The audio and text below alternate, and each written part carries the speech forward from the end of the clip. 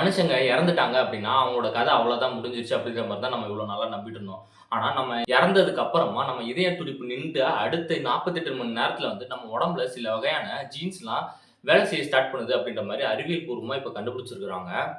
சயின்ஸ்ல இது என்ன சொல்றாங்க அப்படின்னா, டான்டோ டிரான்ஸ்கிரிப்டோம் அப்படின்ற மாரி சொல்றாங்க. அதாவது நம்ம உயிர் இருக்கும்போது இந்த வகையான ஜீன்ஸ் எல்லாமே நம்ம உடம்புல வந்து தூங்கிட்டு இருக்குமாம். நம்ம எப்ப இறந்து போகிறோமோ, அப்பேல வந்து இந்த வகையான ஜீன்கள் எல்லாமே ஆக்டிவ் ஆயி அதுங்களோட வேலைய வந்து வேகமா செய்ய ஆரம்பிக்கும் அப்படின்ற மாரி சொல்றாங்க.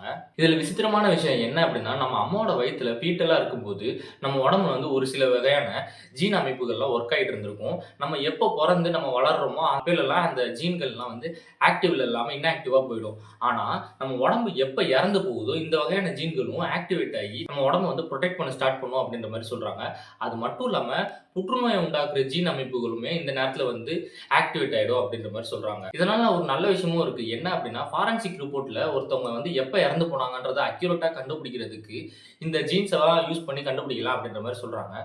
இது மூலமா நம்ம ஒண்ணு தெரிஞ்சுக்கலாம். அது என்ன அப்படின்னா, ஒருத்தவங்க வந்து இறந்து போறாங்க அப்படின்றது, அது வந்து ஒரு செகண்ட்ல நடக்கிற ப்ராசஸ் கிடையாது. அது லாங் ப்ராசஸ் அப்படின்றத நம்ம இது மூலமா தெரிஞ்சுக்கலாம். Thank you.